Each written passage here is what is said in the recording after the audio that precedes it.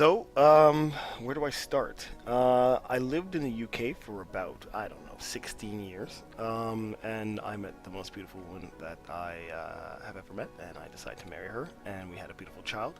And we have decided that actually the UK is no longer for us. I think we're going to spend the next year or so just kind of jumping around and seeing what the world has to offer, but for the short term, the next 6 months exactly, we're going to spend our time living in Shenyang, China. Oh, sorry for that. Anyway, the point of all this is that I've been in China a couple of weeks now and seen some interesting stuff, so I'm going to share that with you guys. I want to show you guys my top 5 unique things in China, Shenyang specifically. I can't cover all of China because there's 1.1 billion people here, and I don't even know how many square kilometers, and I just don't have the kind of time for that today. Anyway, first things first, number 5, cars.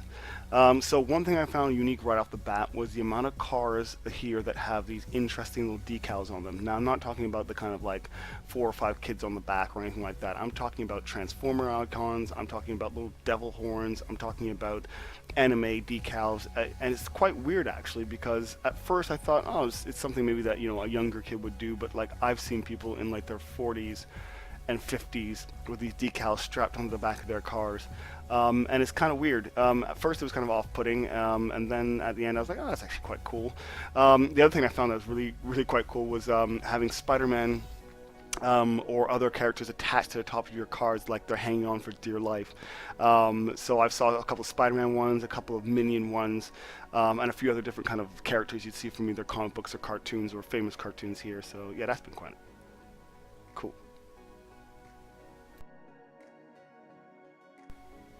Next up on our list is number 4, which is sleeping. Now, within my first couple of days of landing, I went to Beijing for a couple of days, and I went to Shenyang specifically.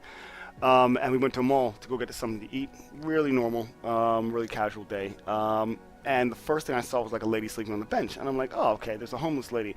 And then after about 10 minutes, she woke up and like started cleaning, and I'm like, wait a second, that woman's a cleaner here.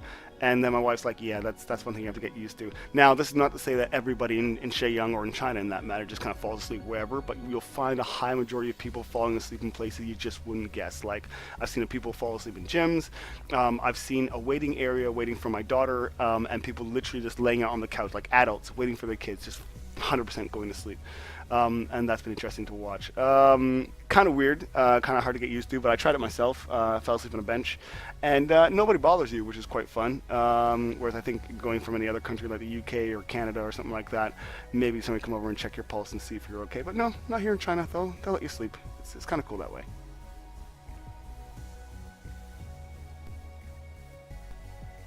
Coming in at number 3 is the random use of English. This one had me laughing up to this point, 5 weeks in. Whether it be on t-shirts, tattoos, books, anything. I've been in kids' bookstores and literally seen swear words put on the actual dividers between the actual kids themselves, the kids' books themselves. I've seen random shirts that have one of the worst grammatical errors, in my life. But I guess it's the equivalent of having a really cool, like Japanese or Chinese style T-shirt that you wear that you have zero understanding of exactly what it says. It looks cool, and so therefore it's there.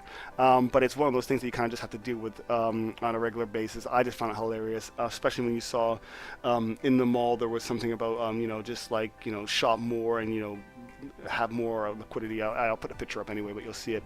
But it was just hilarious to look at and think that actually, how many times have I walked past Chinatown or like in some kind of Chinese restaurant and seen something on a wall and be like, oh, that looks so cool. In actuality, it could have been the most mundane thing in the world. But like most other things, it's something you get used to. Walking around the malls, you see that a lot as well, especially for the younger generation here. Younger generation have fallen a lot in love with things like, Off-White and stuff like that, and they see me as a foreigner, and the automatic thing is to yell their first bit of English that they have at themselves, and they're like, hey, hi! And then you kind of go back to them in Chinese, and they kind of be quiet, which is quite funny. But yeah, random English, something to get used to, but also something very funny to look at.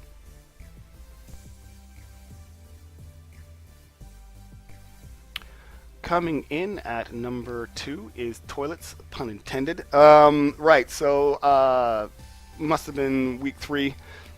come from the airport, everything's quite normal toilet-wise, and then we go out to a mall in Shenyang, and we go to the, I have to go to the bathroom, and when we go there, we literally have just a hole in the ground, and I came back to my wife, and I'm like, I don't understand what just happened. She's like, well, to be honest, back out in the fields in kind of like the farmerland side of China, there is nothing but a hole, and they've kind of adopted that from the past, and now you literally have to stoop down and actually sit and squat if you want to go to the toilet. Do number two. Or peeing is not so much of a problem, I guess, if you're a guy, but as a girl, that must be a nightmare.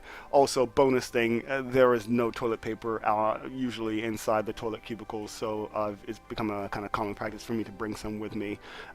So don't make the mistake of just going into a bathroom and thinking that's going to be there, because it's not. It depends where you go. Some of the luxury malls I found have had the American or Canadian, Northern American style toilets with toilet paper, usually on the outside anyway, but in abundance. And then some places you go and you're just like, I don't think I can pee here. So it's hit and miss, but yeah, just something to be warned about it. So number one for me is the bike sharing. First of all, I want to say thank you very much for coming through this video. I know it's been 6 minutes of me basically talking about random stuff I've seen, but anyway, if you do like it, I'm going to make some more each week and see if we can get a little bit more under the skin of Shenyang. Bike sharing scheme. Every single country has them now. I think major cities do, but I like the one in China specifically. They have something called Mobike. They have a few Mobike, Ofo, and another one in green. But I don't quite know how to pronounce it, so I'm not going to dare.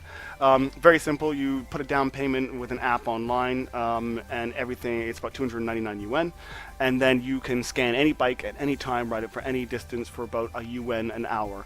Friggin' awesome. The only thing I found hilarious is that within the space of, well, what my wife's told me, within the space of a few days of it coming and launching, you had a screwdriver that was released on Taobao, which is their equivalent of eBay, which you could use to kind of take off the nameplates or the scan plates off of the bikes.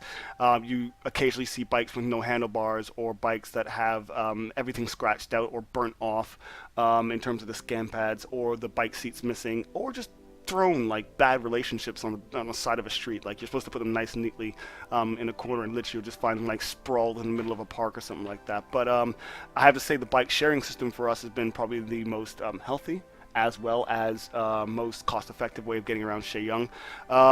If you're not lighthearted when it comes to driving beside cars that are doing like 300 miles an hour, because driving out here is a bit crazy, but I'm going to cover that in another video. But yeah, my number one has to be the bike sharing. It's fun, it's easy, which is the main thing, and yeah, that's it. So that's the video. I hope you enjoyed it.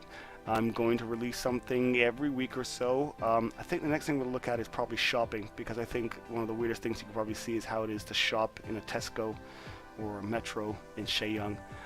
If you have anything that you do want to see, please leave a comment below, and I'll be happy to try to film it for you. Or if there's anything you want to know about China, please feel free to ask. Like, subscribe, all that fun YouTuber stuff, and I'll speak to you soon.